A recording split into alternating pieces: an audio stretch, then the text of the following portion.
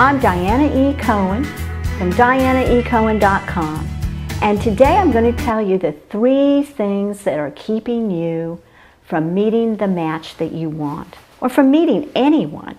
These are all subconscious things that are working against you and keep you isolated and afraid.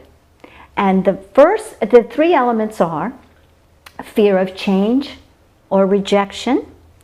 And the second thing is the not being emotionally honest with yourself. And the third is the need to be in control and to be right. So let's start with the first one, fear. Fear paralyzes us, and we don't even realize we're fearful because it's all subconscious. And the worst things that we're afraid of are fear of being alone, and the fear of being rejected or isolated, and fear of change. So let's take the last 2 first.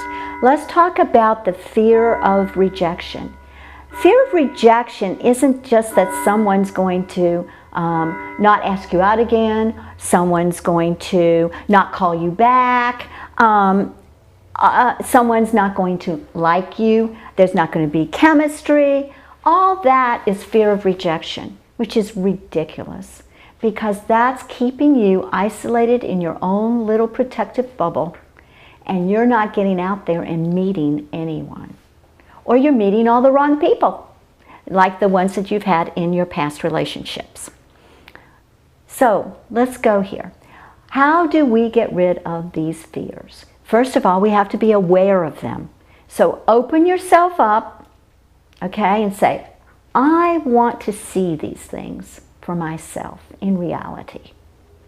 You're putting that energy out there in the universe, and you're going to see them then from then on. You're going to see how, example, I used to go in public situations, and even though I was the bubbly little conversationist, I was not comfortable.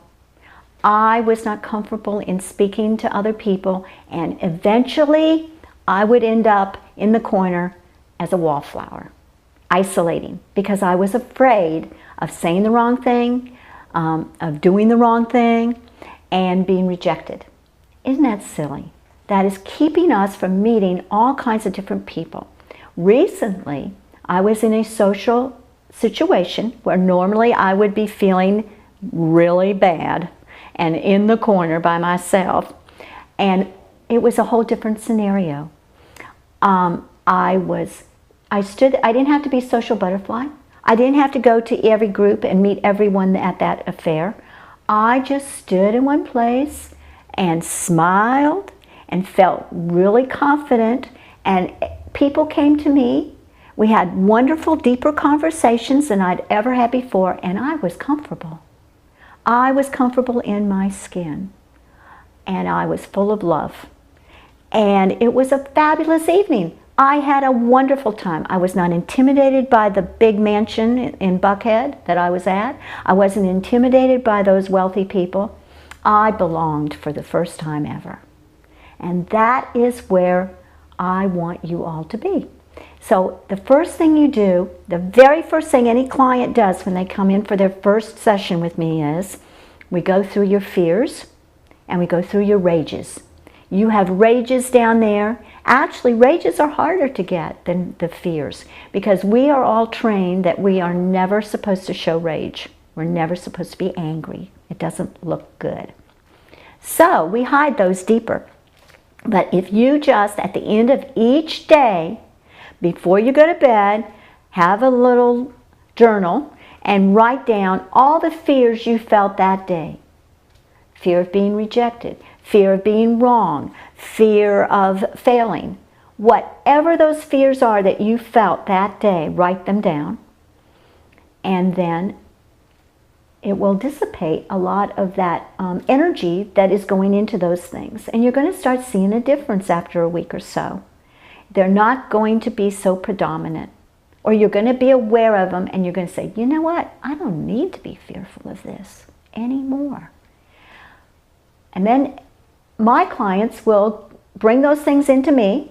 And I will take them to deeper levels and get rid of that energy on deeper levels so that they're not putting out the fear. You are putting out those fears all the time in every situation, and other people pick up that energy, and it's all subconscious on your part and their part, but it's going to make a difference in your life once you become aware of these fears and try to adapt your behavior.